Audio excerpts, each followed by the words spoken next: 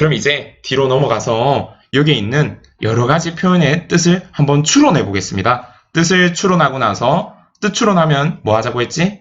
그렇지. 이 말, 의도. 왜 이런 말을 했을까? 뜻을 통해서 우리 의도를 파악할 수 있어요. 의도를 파악해 보겠습니다. 첫 번째, 여기 도산 안창호 선생의 연설에 활용된 표현의 뜻을 추론해 보겠습니다. 지연이가 연설에 활용된 깃발 아래의 뜻을 추론하는 과정을 확인해 보세요. 깃발 아래? 무슨 뜻인지 잘 모르겠으니 앞뒤 내용을 살펴보자. 무슨 뜻인지 잘 몰라. 그러면 어떻게 하자고? 자, 진짜 중요한 게 나왔네요. 앞뒤 내용을 살펴보자. 그러니까 독립운동의 깃발 아래 우리의 뜻을 모아야겠습니다. 라고 말하고 있네. 앞부분 말하면 단결하자, 하루에도 12번 노력하자 등 글쓴이의 주장이 있어. 그래, 앞뒤에 있는 내용을 살펴본다. 뜻 모를 때는 우선 어떻게 하자? 글 앞뒤에 있는 내용을 살펴보자. 그러고 나서는 글 앞뒤에 있는 내용을 살펴보고 나서는 또 평소에 어떤 뜻으로 쓰였는지 그 낱말의 뜻 자체를 살펴봐요. 깃발은 여기서 원래 뭐 여러 사람이 맨 앞에서 드는 물건, 뭔가 표시하기 위해서 흔드는 거죠. 그런데 이 깃발이 또 단체 이름이나 뭐 주장을 적기도 해요. 우리 몇 쪽 하면서 1조 이런 식으로 뭔가 자기의 소속, 단체를 알리기도 하고 또 대한독립 만세 하면서 이런 식으로 적을 수도 있겠죠. 그러니까 낱말이 어떤 뜻으로 쓰였는지 생각해 볼 수 있어요. 세 번째는 그리고 이 표현을 쓴 의도를 생각해 볼 수 있겠죠. 결국 이 말은 어떤 의견 아래 모이자. 깃발 아래라는 것은 우리가 함께 대한독립이라는 의견 아래 모이자라는 것이에요. 이 의견이 목표를 나타낸 것이에요. 우리의 목표는 뭐였겠어? 일제강점기 때. 그렇지, 대한독립이겠지. 그래서 대한독립의 깃발 아래 모이자. 우리 대한독립으로 전부 다 힘을 모으자라는 뜻이 아니었을까 싶어요. 자, 그러면은 연설을 다시 들어보래요. 연설을 다시 듣고 연설에 활용된 한 가지만 알고 두 가지는 모르는 것을 앞에 깃발 아래처럼 순서대로 살펴보자라는 거예요. 연설을 다시 들을 친구들은 영상에 돌려서 듣고 오세요. 자, 그럼 바로 가보겠습니다. 제일 첫 번째 뭐 하라고 했어? 모르는 낱말이나 문장은 그 뜻을 알아보기 위해서는 앞뒤 내용을 살펴보면 돼요. 앞뒤 내용 뭐야? 서로 자기 생각만 옳은 줄 알고 라는 내용이 있네. 그리고 또 누구나 자기가 한 가지 생각을 하면 다른 이의 생각을 반대한다라는 내용도 있어요. 그리고 이렇게 앞뒤 내용 살펴보고 나서는 두 번째, 표현 자체에 쓰인 낱말 한 가지와 두 가지는 어떤 의미일까? 라는 것으로 그 뜻을 살펴볼 수 있어요. 그러니까 한 가지만 알고는 자기 생각만 고집하는 거예요.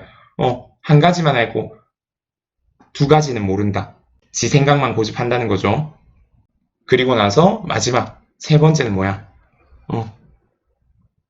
의도를 추측하는 거죠. 결국 이 말은 어떻게 하자? 결국 이 말은 어떤 의도로 쓰였냐면요.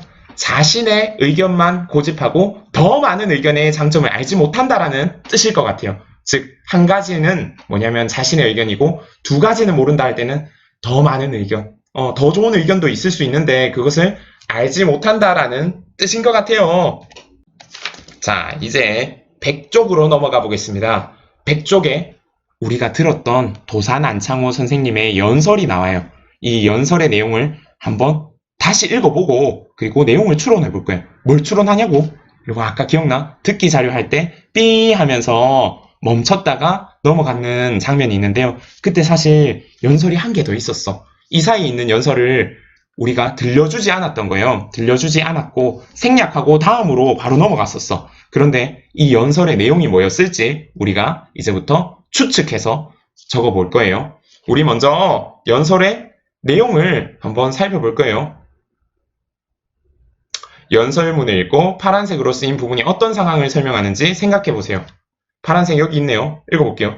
예를 들어 말하면 전쟁을 원하는 자가 대화를 원하는 자를 반대해 말하기를 대화가 무엇이냐? 지금 어떻더라고? 우리는 폭탄을 들고 나가야 된다고 합니다. 대화를 원하는 자는 전쟁을 원하는 자들에게 또 말하죠. 공연히 젊은 놈들이 일간장을 타서 당장 폭탄을 들고 나가면 우리는 독립이 되는가? 하면서 얘기하고 있는 이 상황, 파란색으로 쓰인 부분은 어떤 상황 설명이에요? 그렇지. 서로 다른 의견인 사람들이 자기 의견만 주장하는 상황이에요. 서로 들어줄 생각은 없어. 자기 말이 맞다고 주장하는 거야. 야, 대화로 풀자 하는 사람이 있고 전쟁을 하자 하는 사람이 있는데 서로 의견을 좁히고 타협해 나가야 되는데 근데 서로 자기 의견만 맞다고 하니까 어때? 힘이 안 모이죠. 이 문제 상황이에요. 이제 2번. 여기에 우리 방금 생략된 부분에 어떤 내용이 들어가야 하는지 생각해 보세요. 앞에 생략되기 전에는 뭐냐면은 방금 얘기했듯이 서로 모인 사람들이 의견이 달라. 그래서 서로 사람들의 생각을 반대하는 상황이에요. 그리고 마지막에는 결국 열심히 노력해서 우리 깃발 아래, 독립의 의견 아래 뜻을 모으자라는 상황이네요. 중간에 뭐가 나와야겠어? 서로 의견이 다르다고 하니까 어때? 자기 의견만 주장하지 말자. 그리고 또 우리 의견을 잘 모을 누가 필요하다. 독립운동의 지도자가 필요하다. 이런 말을 했을 것 같아요. 그 지도자가 들었는 깃발 아래 우리가 뜻을 모아서 열심히 어떻게 하자? 대한독립운동을 하자. 이런 뜻이에요. 여러분, 이런 생각을 했는데 과연 도산 안창호 선생님의 연설에 이 생략된 부분이 과연 방금 선생님이 썼던 자기 의견만 주장하지 말고 열심히 의견을 잘 모을 지도자를 따르자. 이런 말이 나오는지 한번 들어보겠습니다.